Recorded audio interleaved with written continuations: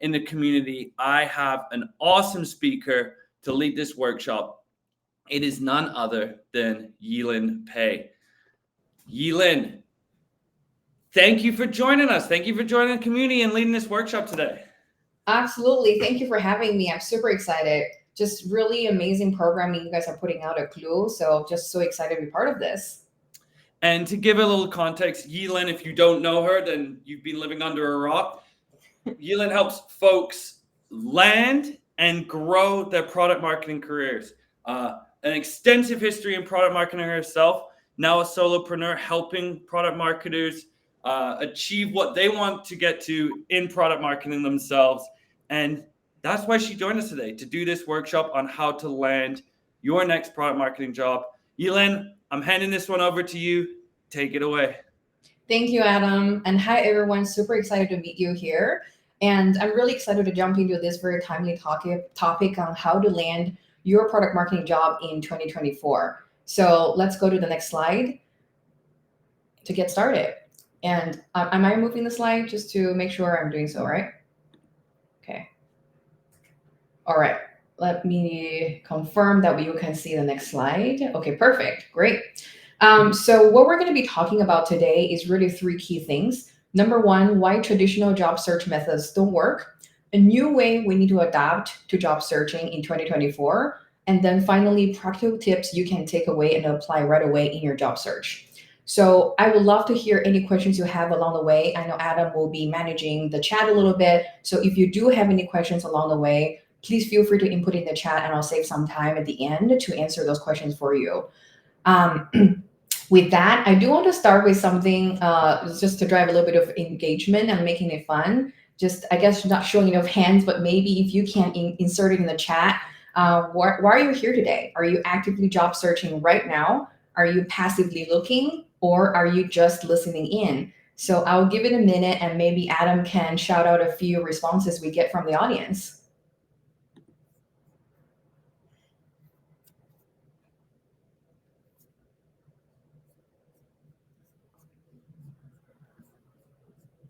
I know there's going to be a delay here, so I'm just waiting for a couple more seconds here, and then we can move on.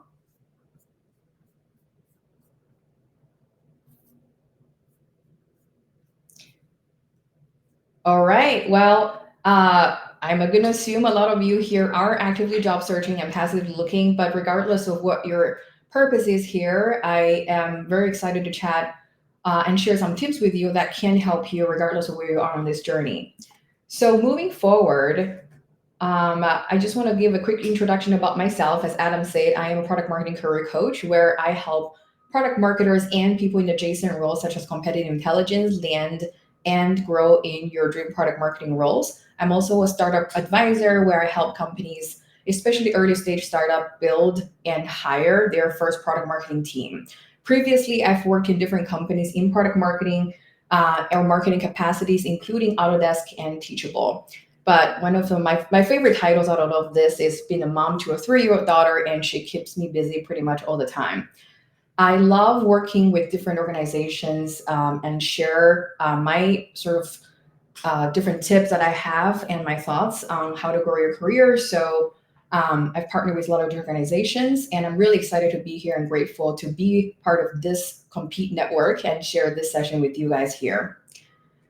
And it may seem like I have been doing product marketing for a very long time, and maybe you think that's what I've been doing my entire career, but that's not the case. In fact, in 2016, I had absolutely no experience in tech or marketing. My background and my degrees were actually in civil engineering, so I was doing transportation engineering consulting before then for 6 years, and then just realized that was not my path and decided to make a hard pivot into product marketing. And as you can imagine, it was a very tough experience. I was rejected from pretty much every job I applied for. And thankfully, I didn't give up. Even though it was a very devastating experience, I didn't give up and really took some time to think about what makes me unique and what are things I can improve on. So essentially did a little bit of a win-loss for myself. And from there, I actually created a strategy that allowed me to land my first tech role at Autodesk. And because of that personal experience, that I have with finding a job and changing careers, I made it a mission of mine to help people like yourselves and other job seekers to provide you with the tools, techniques, and confidence to land your dream role. And to date, I've helped about 150 product marketers and marketers adjacent roles to land jobs from big tech to startups, from C to Series A companies. And it's just been the most rewarding thing I've done in my career to date. So if you can participate in the chat, I'd like to take another moment to do a little bit of interaction here. Imagine you have landed your dream job today. How does it feel? Whatever comes to mind, whether it's like how you're feeling, like what are the first words that describes like that state of mind, I would love for you to carry throughout the rest of the presentation. So I know in the interest of time, there is probably a lot of people who are trying to insert something here. I don't know if Adam, you want to call a few things out, or I can just move forward.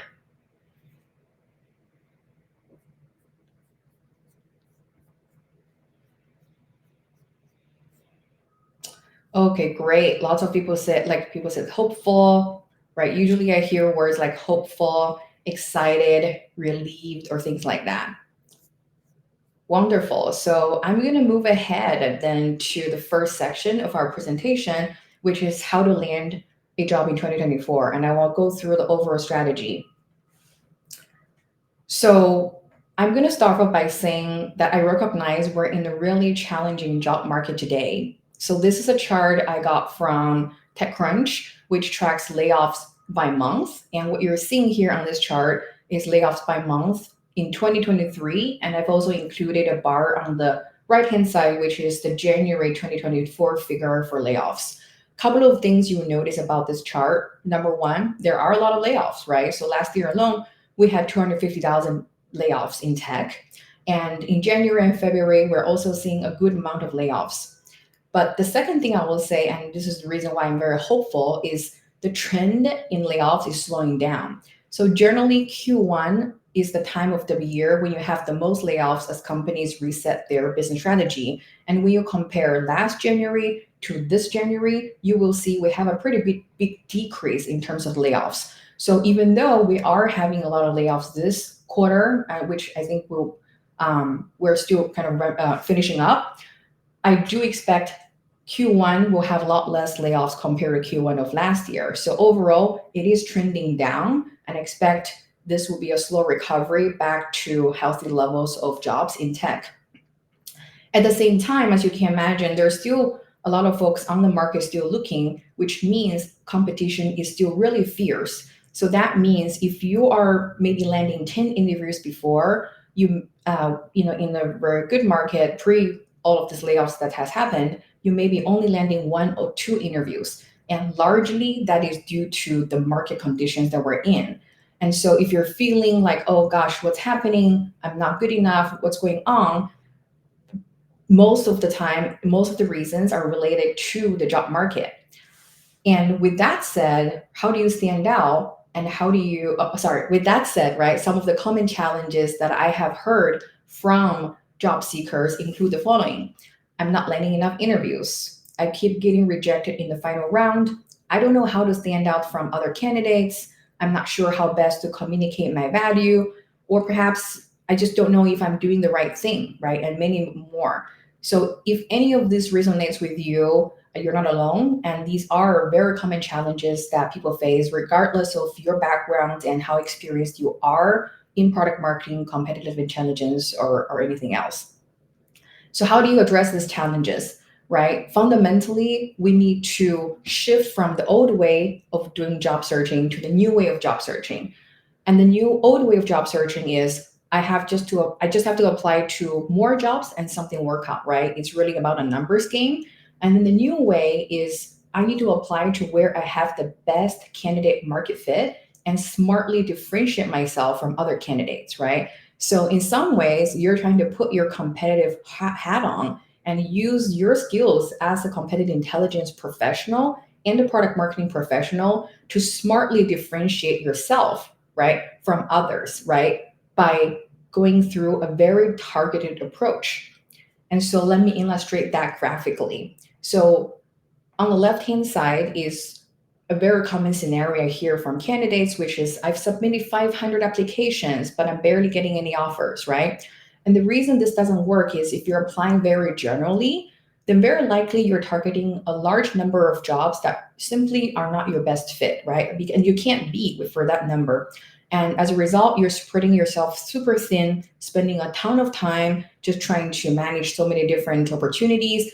And that's actually going to be very time consuming and not effective.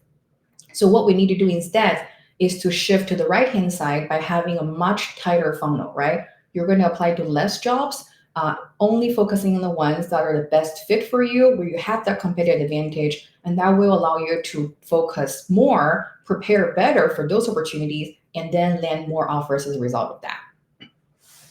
And so when I translate this sort of framework into a 5-step process, this is what we come up with. And this is my process for job searching.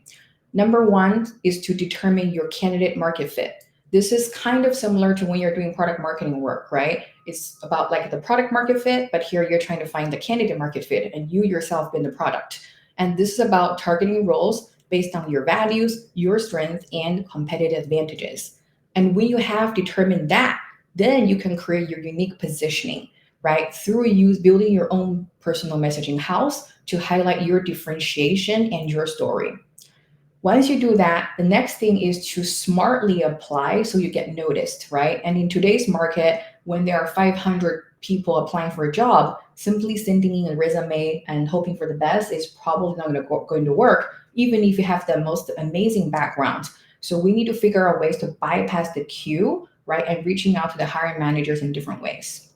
And then lastly, once you have landed the interview, then it's about smartly preparing for interviews using structured frameworks that's going to help you create responses that are the most relevant for the role and help you stand out.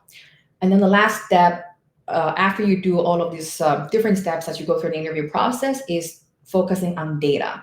So, I talked about win-loss, and this is exactly the same thing you have to do for your job search as well, right? Is to track your performance, your conversion rates, look at which part of your funnel is more leaky, right? Like which part you need to improve on, and then smartly using that to improve and focus to get better until you get an offer. So that is the overall framework, and we're going to spend the rest of the time here going through each of the steps in a little bit more detail. I'm going to flip back to the session to make sure I see some comments. Okay, great. But I'm moving on. So to the first step, which is to determine your candidate market fit. So when you think about candidate market fit, right, there are 3 things really important to understand. Number 1 is your values, right? What do you value the most in the company? Because ultimately what you value has to be aligned with the culture of the company. And that just helps you with not only getting the job, but also enjoy the job, right? When you're in the role. Second thing is, what are you naturally good at? What is your product marketing superpower? And when you focus on that, you're going to more easily talk about experiences in the company, and there will be better alignment. And then lastly is, what are the unique experiences that you have that others may not? And these could be your competitive advantages that you can use to differentiate yourself from others in the process. And when you combine these 3 factors together, that's going to help you with narrowing down on your targeting strategy. So I would say the first step you want to take is to really think through these 3 questions before you even apply anywhere. And once you have gotten a little bit a better idea of these 3 things, right, you can use the criteria on this slide to dive deeper into how you're going to find the best fit for you. And when you're looking for companies, I would try to consider these 5 different factors. Number 1 is the stage of growth for a company. Are you better at a startup, a scale-up, or an enterprise? So as many of you know, doing product marketing or CI work at a startup is quite different from enterprise, right? And maybe startups, they're looking for somebody who's Swiss Army knife, scrappy. Enterprise, they're looking for somebody who can manage great stakeholder relationships, right? Being able to thrive in the highly matrix environment and things like that. So the more you can align to the right stage of growth, the better your chances are going to be as well. The second thing will be business model. Is it a B2C, B2B company? Is it a B2PLG company, a platform company like Amazon, or is it like a hybrid mixed structure? The closer you have to your previous experience, the better it's going to be. So for instance, if you've only been B2C and you've never done any sales enablement, it's going to be super challenging then to go to a B2B company. The third thing is industry vertical. So this is super important, right? So what prior industry verticals you've worked in, ed tech, healthcare, ad tech, fintech, and so on. I would say the more niche and more technical that industry vertical, the better chances you have, right, of getting through to the interview process, because it's harder for other people to compete with your domain expertise. And the fourth thing to think about is your unique skill sets you bring to the table. So let's say you are a CPG marketer before, and you have owned pricing and packaging and P&L for your entire product line. Maybe that's something you can focus on and emphasize, right? Is you have advanced skill sets in pricing and packaging, and not everybody has that. And then the last thing is just making sure you're targeting the right title and level. So once again, this varies widely across sizes of company, right? So a PMM, a product marketing manager at a Google, right, could be doing more work than even a director at an early stage startup, right? So making sure you have all of these things mapped out clearly for yourself is going to be super important.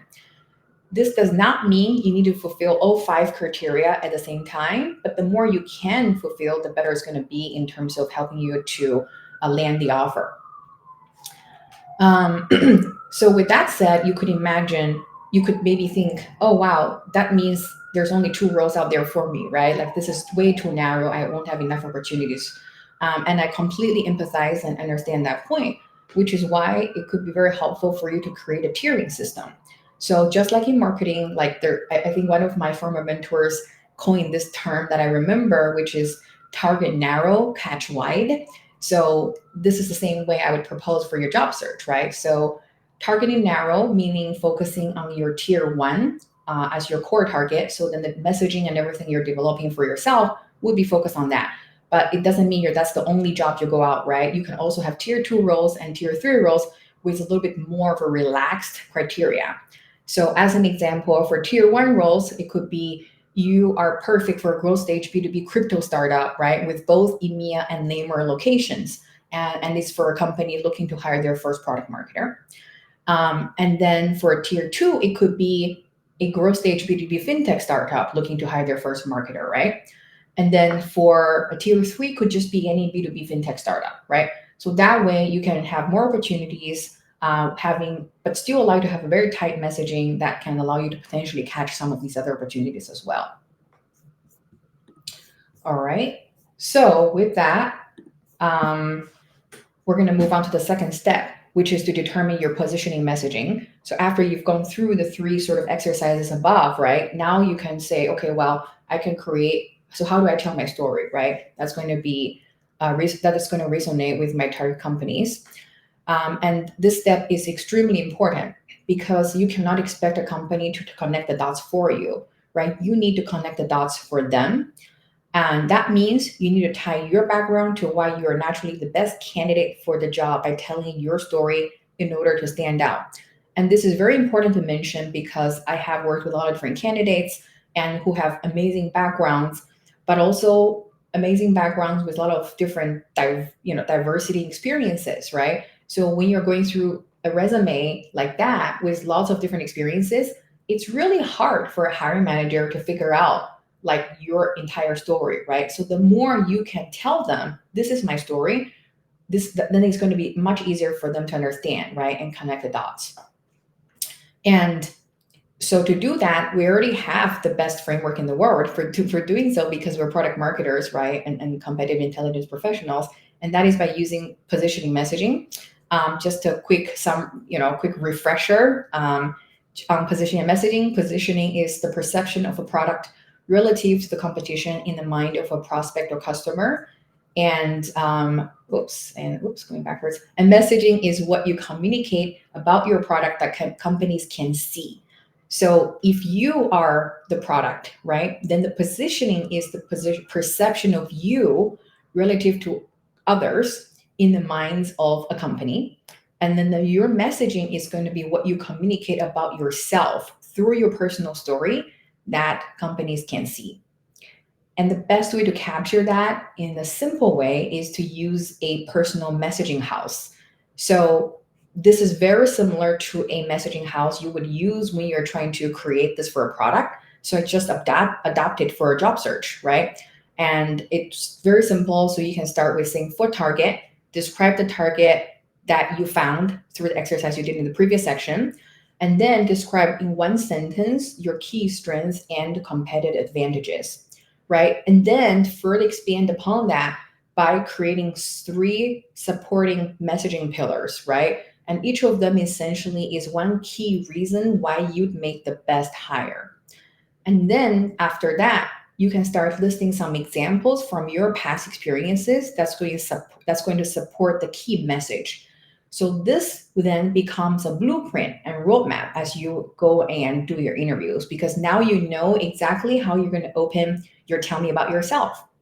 You're going to talk about your value prop and this messaging pillars. And then you're going to share the examples, right, when you're answering questions in the interviews, that's going to directly correspond to one of the key messaging pillars, which will then further enhance your differentiation in the market and in the interview process. All right. So I definitely suggest everyone to take a look at this if you haven't tried it and see if this can apply to your job search. And I'm just sharing a couple of customer stories. And just for one client, her name is Danielle, and she's working as a product marketing manager at GEM. When she first reached out to me, I looked at her background. She has like really diverse background, having worked in HR and having worked for some early stage startups, doing some general marketing. And she was now looking for a product marketing role where she can really focus on building her core skills in product marketing, but she was having trouble landing interviews and also telling her story. And so when I started working with her, I noticed these different competitive advantages for her and realized she should be targeting early stage startups within the HR tech industry. And from there, we created a strong positioning messaging for her. And that really helped her translate her diverse experience into specific product marketing responses that just led to a much more successful process for her and ultimately helped her land the role. So focusing on these 2 steps as the basis for your job search is super important. All right, so with that said, we're going to move on to the 3rd step, which is applying the right way. And when you think about, how do you then, after doing all of that work, right, your next step really should be to land more interviews. And to land more interviews, it takes 2 ingredients to be successful, right? Number 1, you need to have really great application materials. That means having a great resume, cover letter, and LinkedIn profile. And then the other thing you also need to have, and I believe is potentially even more important today, is how you apply for the job, right? Because as I've described before, you can have the most amazing application materials, right, in the world. And if that does not reach the hiring manager or it's lost in the shuffle, you're not going to get an interview, right? So my discussion today, and for the 3rd step, I'm going to focus mostly on the right-hand side, on how you can apply for the job, and not to talk too much about the resume part. So focusing on how you apply for the job, right? What are different ways that you can use to apply for a job? So let's just review some of the common ways, right? The first thing is just submitting a resume. As I've said before, this is not going to be enough in today's market because you're going to be directly competing with hundreds of other resumes. Obviously, the better the resume, the more chances you'll have, but it's easy for it to be lost in the shuffle. The second thing is to apply online with the resume plus a cover letter. And I know there's a lot of discussions out there. It's like, do people still write cover letters, right? And the answer is yes. I've spoken to a lot of different hiring managers, and the thing they all say is, if somebody is writing a cover letter and it's a really good cover letter, they'll take a couple of seconds to read it. And it really shows higher intent and really helps people understand your writing style as well. And it's very likely you can get moved to the top of the pile. And the third way to even add more to that, right, is applying with a resume cover letter plus doing a code referral. This means finding somebody at the company, which is the hiring manager generally, to bypass the online system by sending them a very detailed and value added note. And pretty much you're required to do this right now in order to land an interview. And of course, the last method is to apply through a warm referral. Is somebody you know at a company who is in a position of power and decision making that can make a strong recommendation for your candidacy. So what I'll say about this part is, if you're not having luck getting referrals, right, into companies, then certainly you want to focus on just reaching directly to a code to the hiring manager through a code referral process. Um, and I think what I'm noticing more is that the code referral potentially can be even more useful than just going through a friend who works at a certain company. Because for larger companies, especially, right, almost anyone have a connection at the company. Like, let's say you work at Google, right? Like let's say you are trying to apply for a job at Google. You probably have a friend, and then all the other people also have a friend who works at Google. So everybody's getting referrals, and which means the effectiveness of a friend referring you through referral may not be as effective as it used to be. And so that's why I really, really emphasize focusing on code referrals and reaching out to the hiring manager who has the most decision making power for the role directly, if you can. And so how do you reach out to them, right? So you can definitely reach out to them on LinkedIn, and also PMA Slack channel, right? Or even within communities that you may be part of. And the key is, how do you send this message, right? And here are 5 elements I think are really, really important to help you deliver a great outbound message that will get the hiring manager's attention and would make them want to reply back to you. Number 1 is to find common ground and personalize, because the worst thing we want to get this in this today's world is get another AI generated or like bot sounding message, right? So the more you can personalize it, the better it's going to be. Second thing is to lead with your value prop and competitive advantage, right? Right up the front. I want to hear why you're the best fit for the job. Don't bury the lead. The third thing is to provide examples and outcomes to support your claim, right? You're saying like you're the best fit for XYZ reasons. Just share like 1 or 2 examples very quickly to show why that's the case. And then attach your resume to the end of the cover letter to that message already, right? Tell them you've already applied through the online system, but for their reference and the simplicity, you're attaching the resume and cover letter for their quick review.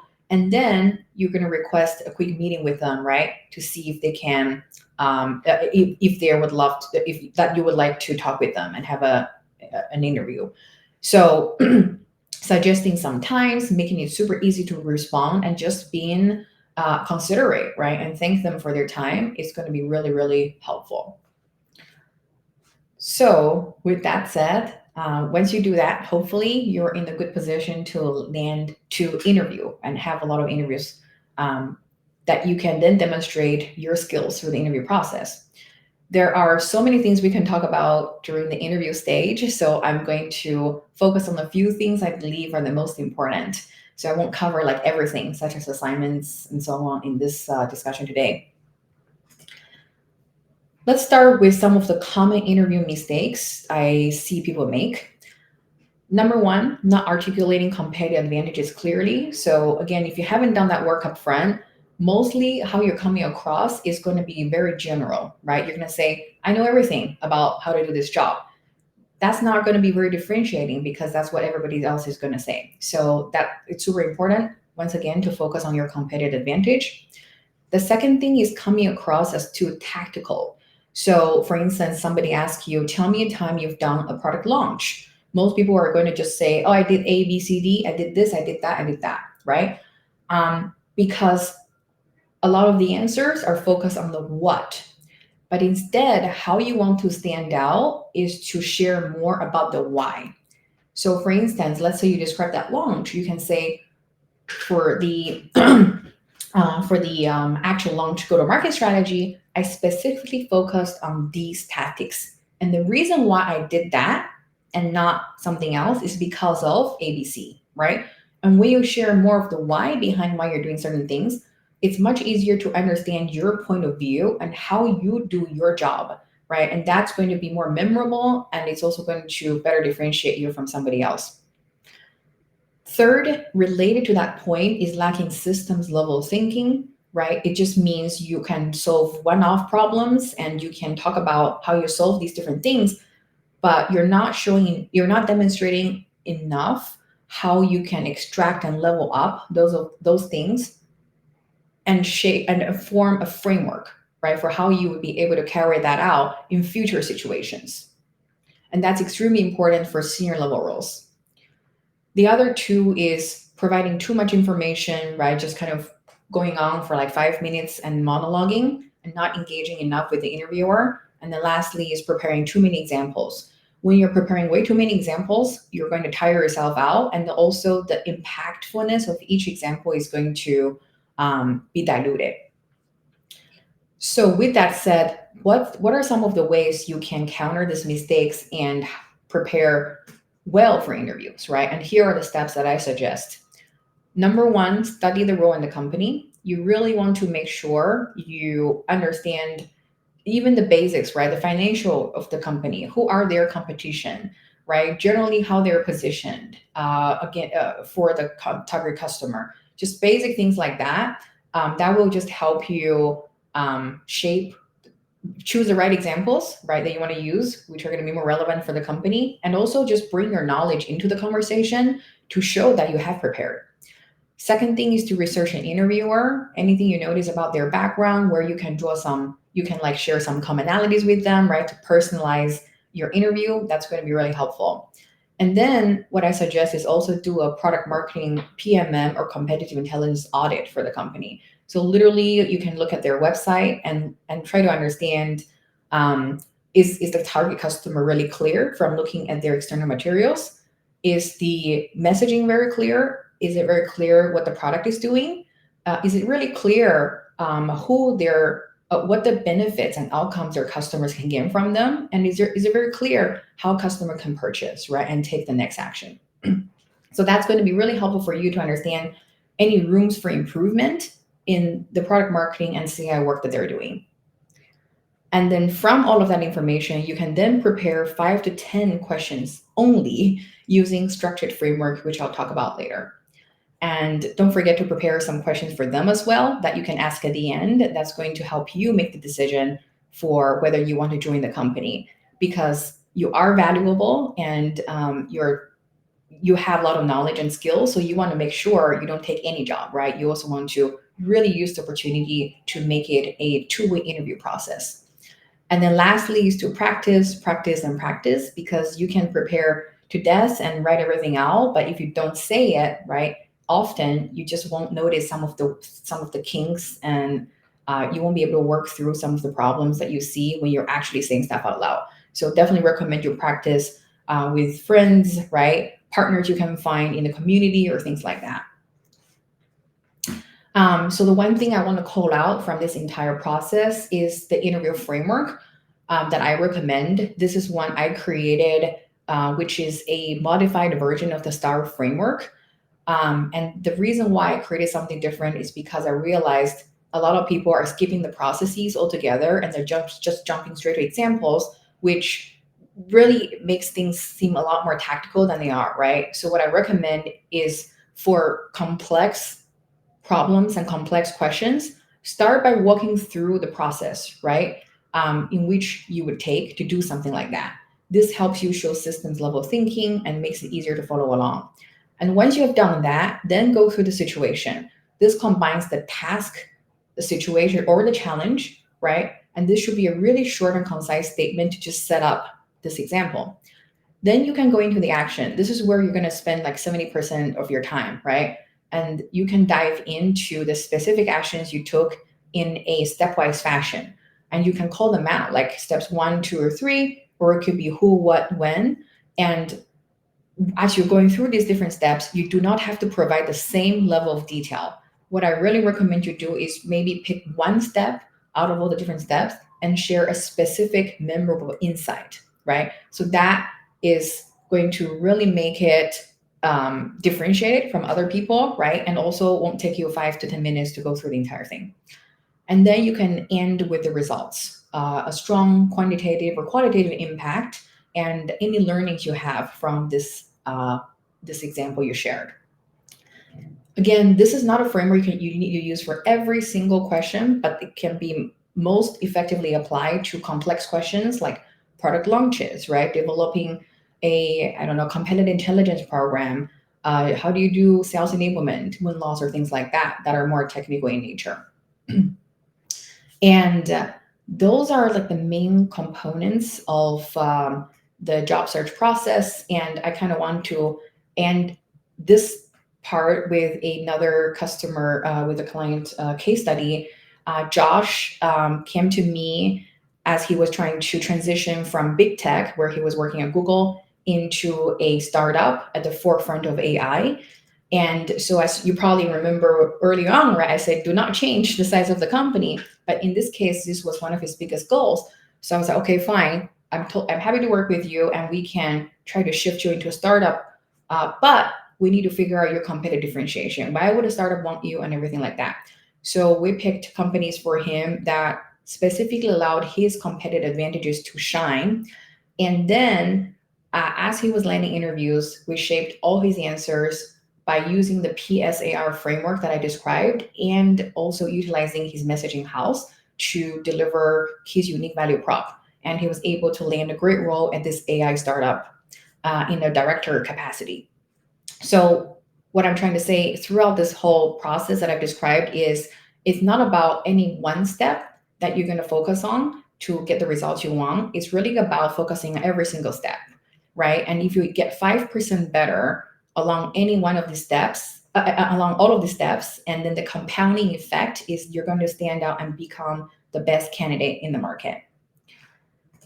And lastly, I'm going to end with measure what matters. So as you know, us people professionals in tech, right? We can't just do stuff and then we just keep repeating the same thing and hope for the best. We need to take learnings, challenges, and figure out how we can get better. And so here, I just want to show you a quick tracking sheet that I've developed, and it's very basic. You probably have your own frameworks you want to use this, but essentially what I have here is on the top, you're tracking the different activities you're doing, right? Maybe I'm reaching out to X recruiters, I'm getting X number of referrals, and I'm applying to X jobs online. And then at the bottom is your results, right? That's your funnel conversion. If you think about the funnel, right? How many out of the activities every week, how many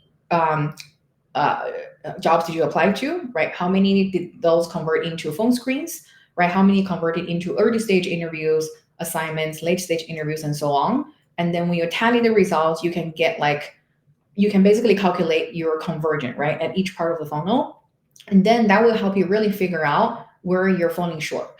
So in this example, for instance, from early stage interviews to assignments, it's not very high conversion, right? So this person did 12 early stage interviews, but they got to only 5 assignments. So that means this person needs to prepare better in the early stage interviews and trying to dig deep into why are they not converting at that stage so that they can move forward in the assignment, right? So when you compartmentalize each step and trying to solve problems along each part of that funnel, you're going to generate better results, and also just to be less burned out in the process. And once again, so that's the overall process, and some of the insights I can share. So just to recap everything, today's key takeaways are: number one, determine your candidate market fit, create your unique positioning, apply the right way, and then you can ace the interview using structured frameworks. And finally, to track your performance, conversion rate, and improve iteratively. With that said, that is that's all the content that I have. I do have some links if you want to check out my coaching programs at courageous-careers.com. Subscribe to my newsletter where I share a lot of insights on job search as well as career growth, as well as just follow me on LinkedIn. Just type my name, Lin Pei, and you should be able to find me. So with that said, I'll pass it over, I think, back to Adam to see if there's... Here, I crashed in there on you. Oh, yeah. Yilin, thank you so much for this. We're getting into the Q&A portion here. So any and all questions, I know we had a couple during here. And then folks, if you were saving your questions to the end, you can drop them in now. I've got questions as well because I like asking questions all the time. Please do. Yeah. But first, I'll tackle some of the ones dropped in throughout. Raina mentioned she wanted your thoughts on tools like JobScan that are built to help you get past the ATS robots. So, a couple of things. They're definitely helpful. So I have my clients also use JobScan, quite a few of them. So usually what we do is I help them work on their resumes and we get it to a very good state, and then they upload it to JobScan and just make sure they're, it's really like the final steps of matching keywords, right? Anything like that, and try to optimize it further. So I think technology assisted processes can be really helpful. Now, where I think it falls short is it's not going to create the resume for you, right? And I've seen this a lot where people dump the entire thing, just it's like AI generated resume, and it looks maybe reasonable on the surface, but when you start looking at it, like any hiring manager would be able to spot like a sort of, I guess, AI generated resume, right, or non-customized resume like right away.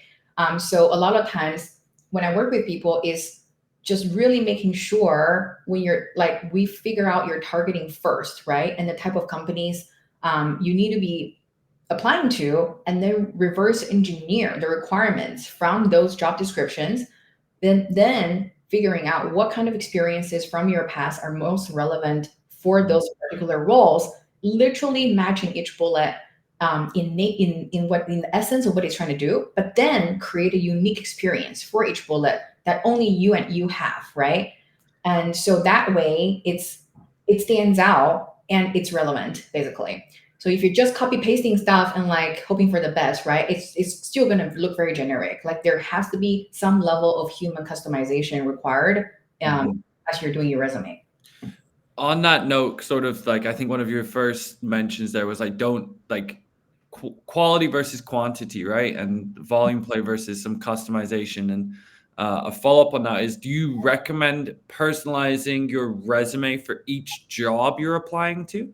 Great question. So I do, and you may be like, oh my God, that's going to take forever, right? But if you use the method I described, then it's very likely the jobs you're targeting are very similar to one another, right? Because we're looking at a very like tight targeting strategy.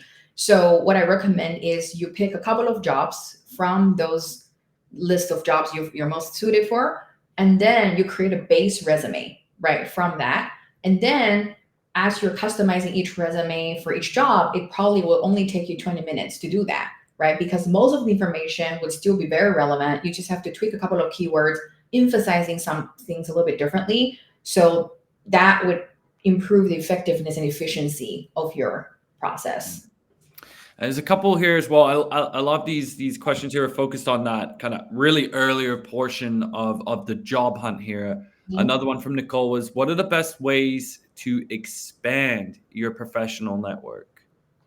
Great question. So the easiest way is to find people online who you really admire and in target companies that you want to work at, right? And basically, let's say you are very interested in like fintech, right? And you're like, this is your domain you want to double down in. Look for like some of the leaders in the fintech industry, right? And maybe they have a role open, maybe they don't. But then find people within those industry, right, in jobs, in positions that are relevant for you, right? It could be the head of product marketing, the head of competitive intelligence, or maybe it's an adjacent role. Maybe it's the head of product management, right, or a senior product manager. But the key here is to just find those companies and people who you're genuinely interested in making connection, right?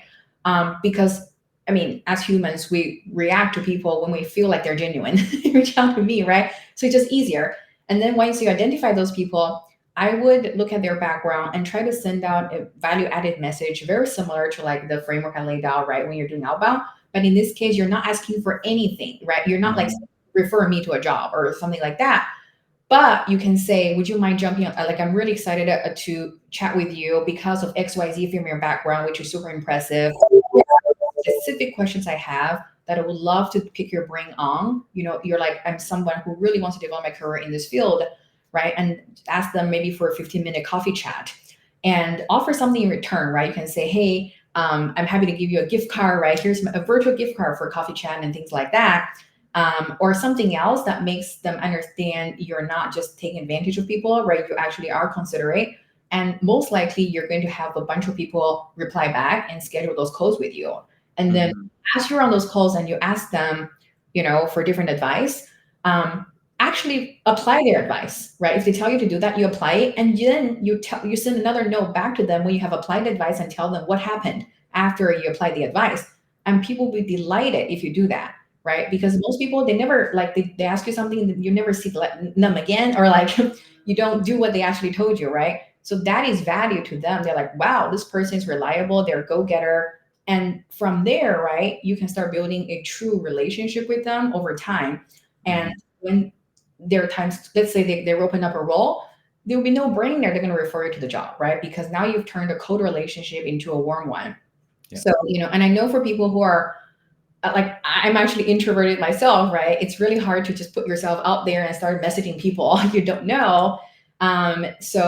But I think it's about taking small steps each week, right? And just trying to do that in a measured fashion and then start seeing results. So instead of saying, Mm. oh my God, I'm selling myself, oh, I'm bombarding people, instead of reframe as like, hey, I am trying to make genuine connections, right? Like, and I'm just trying to make genuine friendships, right, without asking for anything really, and see how that goes. So That's it's such a good point. Like just like the hey, they listened to me and applied what I said. And I think there's obviously, especially with maybe the online world we live in a lot now, and many of us have probably got the like LinkedIn spam message. Hey, you're also a human that breathes air. Connect, and then a picture and ask, and you're like kind of desensitized or an eye roll to it. So there is, I understand apprehension, but the way you frame that of like you're genuinely curious, like one, you've done the research for the types of people, the space you want to be in, and you're going to naturally have questions. Product marketers are always inquisitive people as well. What are the questions you have? The more specific those are, now the conversation started.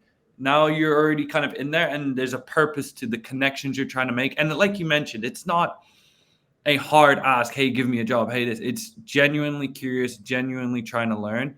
And I totally agree. Even in my world as well, that genuine curiosity and specific questions you have will lead to a stronger relationship that should hopefully bear fruit down the line. And Nicole actually replied to that. That's a great point, Nicole. Is there's this people find that people are always willing to help, but it's our own mental blockers, like that you feel like you're a burden, or that you feel like you can't or shouldn't reach out, or it's someone is active and they've got a bunch of followers, they'll never come back to me. Like it's really not the case. And offering value in return as well, Nicole. That's a great call. On that note as well, Nicole, I had another really good question. And I know we're coming up on time a little bit here, but you mentioned sort of targeting where you want to be or getting very specific on that, which is great. The more specificity, the more value and more personalized you can make your application. But what if you wanted to like transition to a different industry vertical that maybe your background wasn't in already? So you might not have that full resume in manufacturing, but you want to go into manufacturing now, but you've been tech forever. Well, yeah, how do you navigate that?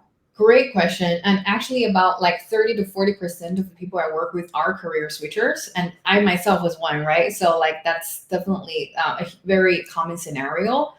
So, number one thing I will say is first of all, you have to evaluate the difficulty in your career switch. So, if you're like, let's say you are trying to go from like a working as a account executive as an advertising agency, right, into product marketing role at a tech company, right?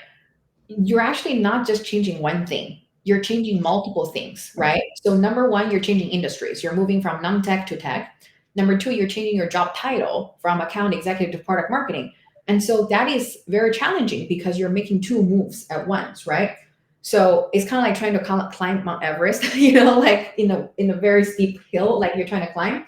So what I would try to evaluate first of all is how can you break down your transition, right, into more manageable steps by focusing on some stepping stone roles, right? So maybe you can't do that in one go, but potentially you can transition into a tech company in accounting, in account management, right? For an ad tech company, right? So then when you do that, you start getting used to that environment. Then you have built some reputation in tech. Then you can start then maybe make even internal moves, right? And then start building your network and position yourself to transition in the next role. So, and this is the framework I recommend for today's environment because the market is very, very challenging, right? Like if the market is good and there's so many people looking for jobs, maybe you can do it in one go, but not in today's job market. So like for instance, one of my client, she transitioned from management consulting in project management.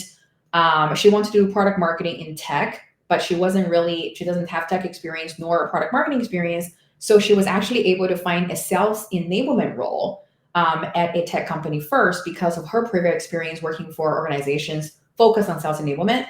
And now she's really enjoying her role. She made a case for her manager to shift her into a product marketing position internally, right? Where she is currently thriving. So I think it's less about getting there in the fastest way possible. It's like, how can I think of it more as a longer term strategy, right? And plan realistic steps to getting there.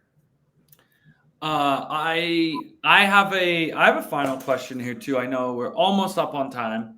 And folks, the recording, we'll share out the recording, slides, everything to you tomorrow at the latest. That's an Adam guarantee. So don't worry about that. But you mentioned kind of on the opening, like sort of like how you position yourself, and it's kind of meta here with product marketers where positioning is your bread and butter. Are there sort of areas or specifics where you see unique positioning work and not work in terms of maybe the areas that you've seen maybe some of your own folks you've worked with like hone in on? Is there like a theme, or is it really case by case on how you position that unique value? So I will say the commonalities are in domain expertise is a really strong competitive differentiation you want to position around, right? So like I mentioned, the more niche it is, the better it's going to be. So like fintech, crypto, healthcare tech, right? Ad tech, because those are like kind of like it requires some time for you to develop those skills. But then if it's just kind of like more general B2B, right, it's harder to position yourself around like domain expertise, right? And then others, as I mentioned, are really unique skill sets. So like sometimes some people are known as they're like really great at enablement and content creation, right? They're like, I can create all kinds of enablement, like, I can create all these sales collaterals and everything. That's my focus. And I've done it, many times. And then there are people who are maybe very good at research, right? They're like, I've been a former management consultant and I turn insights to strategy, right? And I'm very good at inbound PMM work and things like that. So that's where it really differentiates because it's really based on your own unique skills. So then as you're targeting companies, right, maybe one person is going to be targeting a company that is more content creation and outbound, and then the other person is more on the inbound strategy piece as you're targeting product marketing roles. All right. Yilin, this was awesome. For folks in attendance, this is the first, but it won't be the last thing we partner with Yilin on in this community. There are some exciting stuff coming. We'll share more details. We'll leave that as a teaser, but there are going to be more specific and tactical details around how you can land your next product marketing career, because we know that's a topic so many folks have been discussing and focusing on in 2023 and 2024. Yilin, this was awesome. Again, how can people connect with you, find you, learn from you, all of that? Yeah, thanks for asking. So I just have it on the slide. Thanks for resharing it. Easiest way is just to find my name on LinkedIn, type in Lin Pei, and you can see me there. I post almost daily on LinkedIn. And also, if you're more interested in diving deeper into some of the areas I talk about, you can sign up for my newsletter on my website, courageous-careers.com. That awesome. And again, there's going to be some fun stuff planned in the next couple weeks with the Compete Network and Yilin as well. So thank you all for attending. And we'll catch you at our next workshop event. And again, don't forget Clue Quarterly, March 27th. If you care even a little bit about win-loss analysis, that's the place to be. Thank you all, and we'll catch you next time.